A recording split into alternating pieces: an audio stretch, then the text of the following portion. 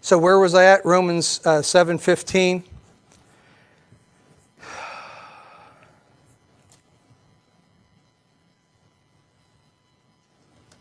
Let's go back up to 14. I want to go back up to verse 1 actually, but no. Verse 14 it says, "For we know that the law is spiritual, but I am carnal, sold under sin. For what I am doing I do not understand, for what I will to do, that I do not practice, but what I hate, that I do." Verse 16, let's just keep on reading. "If then I do what I will," this wording will catch you, so be patient about reading this. It says, "For then I do what I will not to do, I agree with the law that it is good." By doing what you don't want to do, by doing what your flesh wants to do, I'm agreeing with the law that the law is good. The commandment of being right, of you got to get your act together, you got to do right, you got to be right. And if I if I do what I don't want to do, if I practice doing sinful things, let's keep it simple, then I am agreeing with that statement. I'm agreeing with the law that and with religion. What religion has taught us is that you need to get your act right. You need to do right. So let's read on here in verse 17. "But now it is no longer I who do it, but sin that dwells in me." But now, what's the now? What changed? There was a before and there was an after, but there's a now.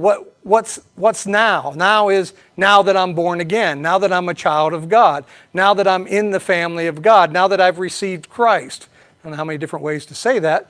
He says, "But now it is no longer I who do it." But wait a minute, brother, I was going to say Brother Paul, we don't 100% sure who wrote Romans.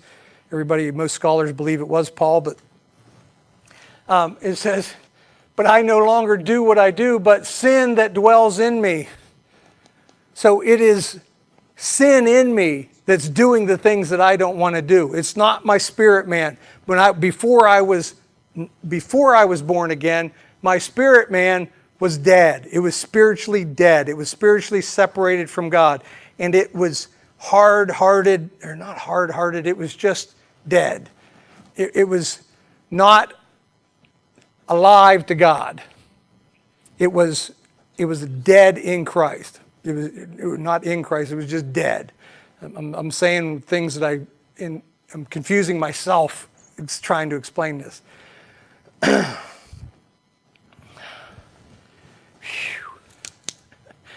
So often we want to identify with, Satan wants us to identify that the sin that we do is who you are. That is your identity. That is you. And that's a lie.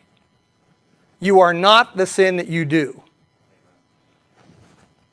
Now that sounds contrary to everything that religion teaches us. In other words, you got to act right, you got to do right. If you're doing those things, you're doing them wrong. That's you got to straighten up.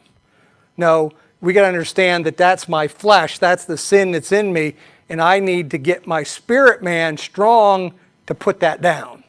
I need to allow my spirit man to have authority and dominion and to say, stop. That's walking in the Spirit. When your spirit man can step up and say, stop. No, you can't go there. And we go, okay.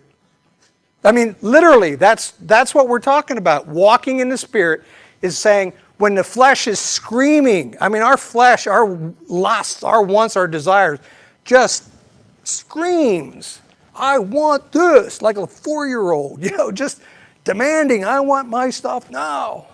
Maybe a 2-year-old's a little more demanding than a 4-year-old. But we've got to get our flesh, the voice of the flesh, turned down to the point where our spirit man, we can turn up the volume on our spirit man's voice, and when he says no, we go, okay. I'm not going to do that.